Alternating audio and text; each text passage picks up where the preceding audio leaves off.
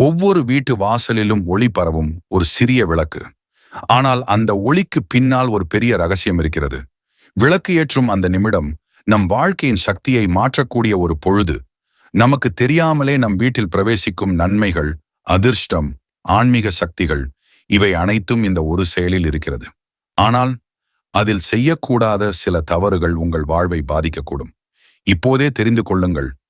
விளக்கு ஏற்றும் சமயத்தில் கவனிக்க வேண்டிய விஷயங்கள். விளக்கு ஏற்றும் சமயத்தில் கவனிக்க வேண்டியவை.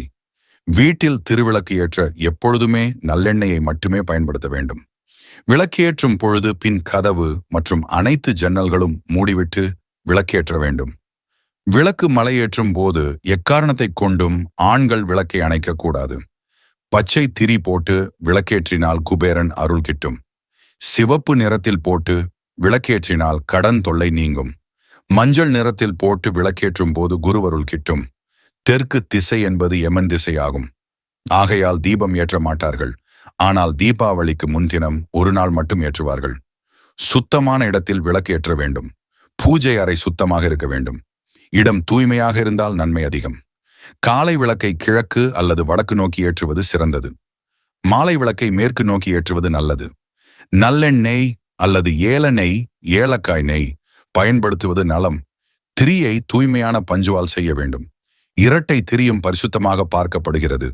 விளக்கு ஏற்றும் போது மனம் ஒருமுகப்படுத்தப்பட்டிருக்க வேண்டும். தேவையற்ற பேச்சுகள், தொலைபேசியில் பேசுவது போன்றவை தவிர்க்க வேண்டும். விளக்கு இருக்கும் சமயம் ஓம் நமோ நாராயணாயம் அல்லது ஓம் நம சிவாய போன்ற மந்திரங்கள் சொல்வது சிறந்தது. மாலை விளக்கு முக்கியம்.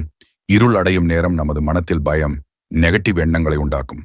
அப்போது விளக்கேற்றி நமக்குள் வெளிச்சத்தை ஏற்படுத்துவது நன்மை தரும்.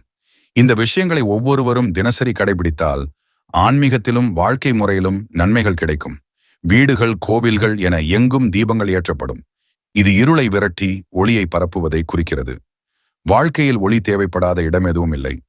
அதே போல ஆன்மீகம் ஒரு தீபம் போல நம்மை வழிகாட்டும் ஒளி. நாம் ஏற்றும் ஒவ்வொரு விளக்கும் நம் உள்ளத்திலும் வீட்டிலும் வாழ்விலும் நற்கருத்துக்களை ஊற்றும் ஒரு பூஜையாகும். ஆனால் அந்த ஒளி பயணிக்க வேண்டிய பாதையை நாமே தவறடிக்க கூடாது.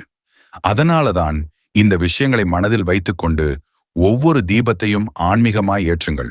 அப்போதுதான் உங்கள் வீடும் உங்கள் வாழ்க்கையும் உண்மையான நல்வாழ்வை நோக்கி ஒளிரும். இது போன்ற ஆன்மீக உண்மைகள், மறைக்கப்பட்ட நம்பிக்கைகள் மற்றும் உங்கள் மனதை உருக்கும் கதைகளுக்கு நம்ம சேனலை மறக்காம சப்ஸ்கிரைப் பண்ணிடுங்க.